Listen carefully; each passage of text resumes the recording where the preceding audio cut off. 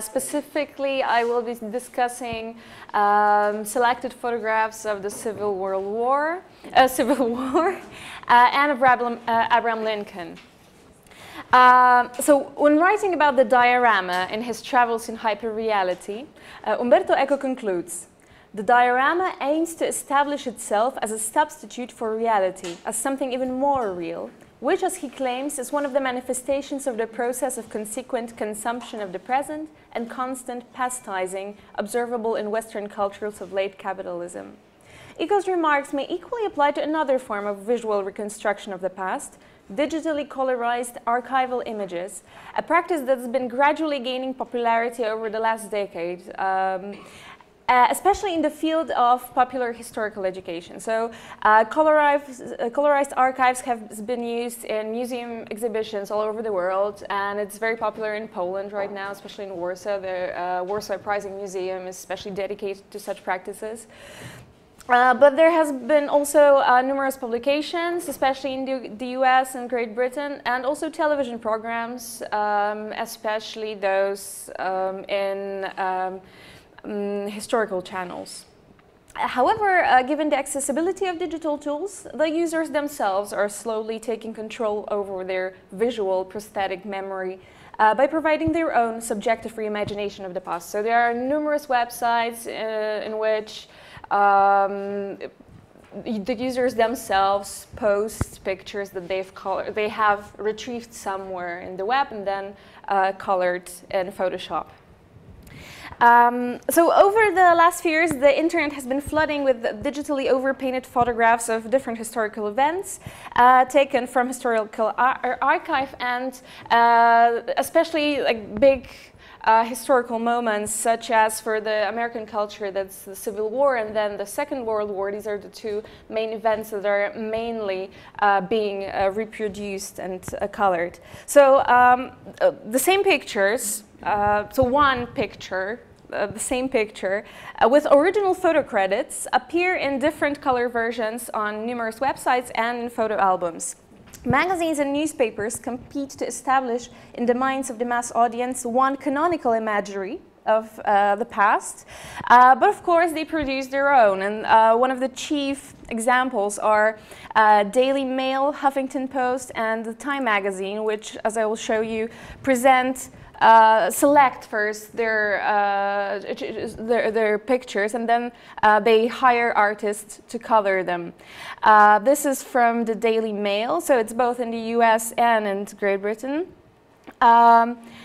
This one is particularly interesting because, especially this, because it shows very clearly how the photograph itself interacts with painting, because it seems unreal, almost, or surreal, the colors that are used and the selectiveness of things, of objects that are colored in photographs.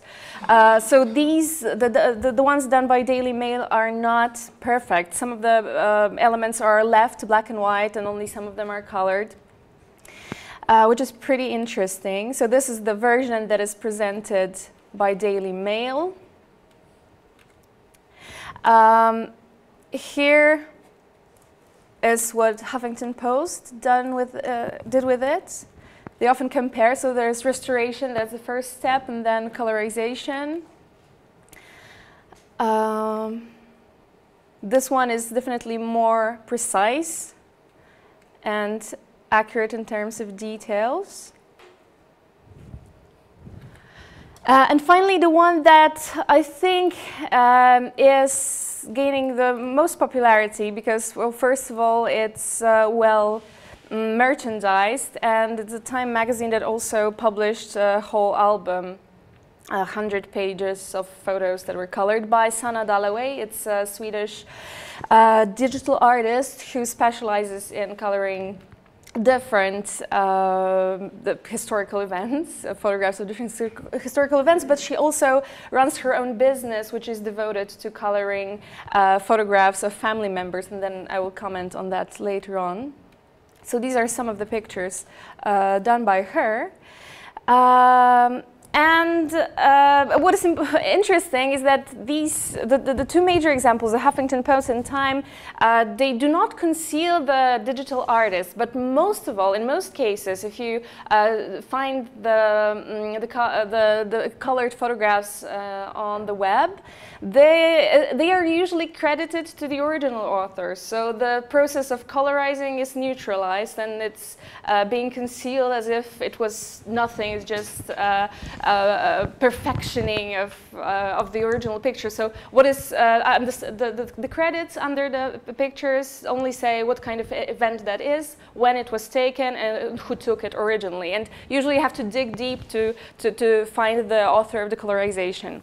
So only Sana Dalloway, Jordan Lloyd, and there's one artist in Australia whose name I don't remember now, but she also does exhibitions of pictures that she colored, but she also adds some, she merges different pictures into one, so she manipulates the images more than them. So one of the most famous examples of the same picture being taken or reproduced in different colored versions is the portrait of Abraham Lincoln. One of the examples, so these are three examples which are compared, taken from different websites. Some of them are zoomed in, some of them are left in the original format, but of course the colored versions are different. So you can see that the underlying photograph, the same photograph, is used almost like a sketch from a coloring book for children. It's reproduced and then reimagined in multiple versions. And as it is the case with coloring sheets, simplification and recourse to visual conventions are chief strategies. So historical accuracy or visual realism are not really of primary importance here. So the grass is green, as you've seen before, even though in reality the events happened in fall, so the grass couldn't have been so green and the leaves couldn't have been so green. The sky is blue, the blood is red, and Lincoln's skin is mostly pale in most of the representations, because that's how he's expected to look like, regardless of how Lincoln's contemporaries remembered him. Because according to William H. Herndon, Lincoln had a very dark skin and his cheeks are leathery and saffron colored, so only a few of these pictures really represent that. But you know, prosthetic memory has its own rules, so these colors that we see in those pictures, there are other examples also, they are neither the colors that we see in normal life, especially the one from Daily Mail. That's not how we perceive reality, so it's not this kind of realism. Nor is it truly what the past looked like, historically speaking. Even so, we as viewers accept that, because what is more important for us is the ideology behind it. So we don't treat those representations literally, but rather as a symbol of a certain potentiality. And this potentiality is expressed by the desire to breach the time limits and to access the past through technology. Now, getting back to Sana Dalloway, she also expresses this desire very nicely on her website when she invites people to order her colorizations, her private commissions. And she promises to, quote, turn your black and white memories into vivid color. Each picture will give you a new perspective on how your grandparents and great-grandparents used to see the world. Rather than living in the misty gray world we usually see, the sun shone just as bright, if not more brightly, on them. Colorizing helps people of today come closer to the past, she says, unquote. So even though this coming closer to the past, this approach operates merely on a symbolic level. So digital artists, some of them are anonymous, some of them are known, like Sana Dalloway. When they speak about their work, they clearly recognize the black and white version of history as merely a visual convention resulting from technological limitations, simply of the medium of photography of the time. So they say that they want to improve the image in the attempt to make the medium disappear from the viewer's sight, so that in consequence they can achieve what Bolter and Gruson call immediacy, a sense of transparency when the medium itself disappears, leaving us in the presence of the thing represented. The concept of immediacy is directly linked to our impression of authenticity in the sense that we strive to experience reality as it is and exactly at the moment it presents itself before us, without any intermediaries that must necessarily distort our perception of reality.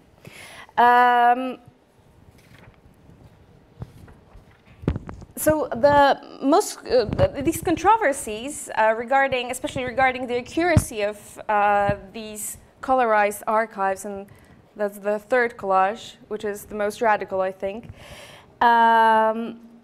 They bring us to the most crucial issue for me so far in my research that is often raised when discussing colorized archives, and that is the issue of authenticity. So after analyzing numerous discussions that accompany these presentations regarding whether and to what extent these images are authentic or real, it's revealed that there has been a shift in the popular understanding of authenticity. So it's no longer authenticity understood in terms of originality of authorship as archaeology, for example, defines it. So consequently, it's no longer perceived as an absolute inherent value of an object, which is objectively attributed to it only if the object meets certain criteria. It's rather a subjective sense of authenticity experienced by each individual in contact with the object. So in this case, authenticity ought to be understood as an impression projected onto a certain visual stimulus, which in fact reflects the internal life of an individual in reaction to this object. So authenticity lies not within the object, so it's not its inherent inner quality, it lies in the eye of the beholder, in the sense that what is important is that it feels authentic rather than it is. Authenticity then would be closely connected to identification of the viewer with the object. The key word here, I think, is a perception of reality, which I've mentioned earlier, since authenticity may be in fact seen as a category of perception, the way an individual may see and classify an object. Authenticity here is strongly linked to the visual, as it is a reaction generated by a sense of optical resemblance on one thing whose status is unsure to another thing which each individual knows from their own experience as true or credible or real, only if it's subjective, right? So the way he or she sees the world every day at this very moment. So the success of colorized images in awakening this sense of authenticity rests on this optical resemblance, thanks to which the viewer identifies with the images before him. But what seems to be essential for the understanding of authenticity, and what is corroborated by many mixed reviews of the colorized photographs, is that the sense of authenticity is never permanent. It's not a state. It's not fixed, so as opposed to the traditional understanding of authenticity. It's just a mere glimpse, like a multi-stable image, where the real is relinquished by the very excess of its appearances, as Baudrillard would say. It constantly switches from a hopeful yet illusory desire or sense of authenticity or desire for authenticity to an appalled sometimes, but usually disappointed sense of inauthenticity. So mainly the negative comments say that, no, unfortunately this one failed and I don't feel it's authentic, but I would like to find another one which would be authentic. So this desire is always there in all the comments. So it plays with the subject's mind, constantly shifting between irrational impressions and rationalized analysis, refusing to be fixed as objective truth or reality. There are moments when this irrational sense of authenticity gets the better of us, when we let our senses be fooled just for a while, until the rational mind kicks in and starts undermining the senses. This can be compared to the difference between being real and appearing real. So authenticity is a spectacle which the audience raves about just to undermine it a few minutes later. And like every multi-stable image, it evokes this liminal experience. In this case, it's remaining on a temporal threshold between the real and the unreal, or between the present and the past. We can call this experience temporal liminality, when it's difficult for an individual to place himself and herself in a specific time, taking mental trips back and forth from the now to the then, unsure of where it really belongs. This shifting only proves that both truth and the past are Lacanian objectia, manifesting themselves in the ever-coming, going sense of authenticity. However uncanonical such an understanding of authenticity is, it's actually rooted in the Romantic tradition, especially that of Rousseau and his vision of natural truth. In this romanticizing vision, immediacy, which I've mentioned before, is tightly connected with the sense of belonging, with connectedness to the past, and also to the inner self and to the community, to the humanity, basically. So colorization of the archives is therefore a project of identity building, which relies on this Rousseauian desire for oneness with the universe, which in this case means the destruction of the temporal boundary between the past and the present, and their merger into one universal human experience.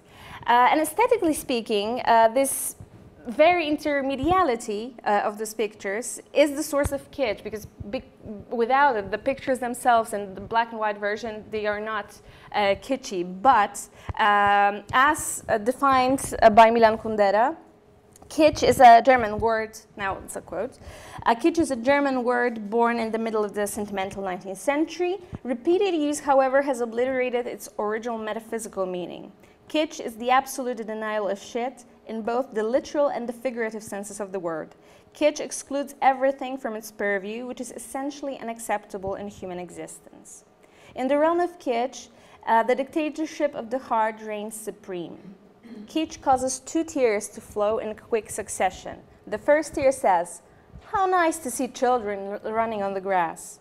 The second tear says, "How nice to be moved together with all mankind by children running on the grass." It is the second tear that makes kitsch kitsch. The brotherhood of man on earth will be possible only in a base of kitsch. That's how Kundera defines kitsch in his unbearable lightness of being. And according to Guignon's retelling of Rousseau's understanding of the relation of individual to the past, even though our memory of objective facts is colored by present feelings and motivations, the essence of the past is nevertheless preserved and made accessible by reporting those feelings. For the essence of the past consists not in facts about what has occurred, but in the feelings one now has about the past. And those feelings can be called up and expressed at any time in a way that is truthful. The claim Rousseau makes, then, is that the subjective truth, my truth, is prior to and more fundamental than objective truth. It's worth noting that the use of the word colored here in this quote bears additional significance in this context, exposing the symbolic quality of adding actual color to documentary photographs. And the nostalgically understood collective seems to be at the heart of these practices. So even though they allow us to generate individual versions of the past, our own imageries of it, it's just a means to a higher purpose, which is deeply rooted in the Rousseauian spirit of brotherhood and oneness with the universal human experience. Moreover, according to Kundera, kitsch is founded on pretending that what he calls shit, so all that we wouldn't like to admit, doesn't exist. The main inconvenience of these color photographs that requires concealing seems to be precisely the issue of authenticity that they immediately call upon. So the questions that arise when we look at the pictures is, to what extent is it real? Or is it real at all? But they're immediately discarded since they're inconvenient. They're accepted for the illusion that they are, so for the illusion that these memories can be ours. Because what is important is not if they're authentic in a traditional meaning of the word. What is important is that they evoke authentic feelings, so the feelings of longing, the feelings of nostalgia, the feeling of connectedness, and the feeling of reaching, achieving the past. At least that's their goal. Because it may be naive to assume that color really contributes to the illusion of authenticity. Studying the effects of colored movies on viewers was already a topic of interest of psychologists in the 1960s, driven by the suspicion that the fact of a film authenticity, that is, that it was shot from life, does not necessarily produce the illusion of authenticity. A study was conducted in 1962 by McCoy to reveal that color in audiovisual materials indeed influences audience perception of reality, but contrary to what the creators of colorized photographs might think, the results show that color is not necessarily favored by the viewers of black and white images. The viewers are used to seeing historical footage in black and white, and so they have a tendency to assume that something is more real when it's shown in black and white. This research is further supported by a very recent discussion surrounding colored photographs by Abraham Lincoln for the Time magazine. Many readers claim that instead of identifying with this colored version of Abraham Lincoln, which is supposed to resemble us today, and to identifying with him as a real person, just like us, they felt uneasy, and Lincoln looked unfamiliar, since their prosthetic memory of Abraham Lincoln had already been determined by black and white photographs that they had seen many times in history textbooks, for example. So this proves that our collective memory operates on visual conventions. So neither of the versions, the black and white or the colored, is more real or authentic in themselves. Moreover, a colorization of the archives may evoke the sense of immediacy, but it may just as well be a manifestation of what Bolter and Grusin call hypermediacy, which makes us aware of the medium and merely reminds us of our desire for immediacy. Because they stretch this realism, as the example in the middle or in the right especially show, they stretch the realism so far that it seems even unreal. So with the common availability of digital tools, archival images become coloring sheets which can be filled with any content depending on the imagination of the user of the tool. In other words, playing with the medium makes us more aware of its irremovable presence and of its conventionality. Today's strive for authenticity is a strive for subjective. So in the contemporary culture of authenticity, as Guignon called it, it does not really matter if a visual representation is faithful to historical events themselves or even to the intentions of the original authors. Where authenticity truly lies is in our experience of the past through this representation. Thank you very much.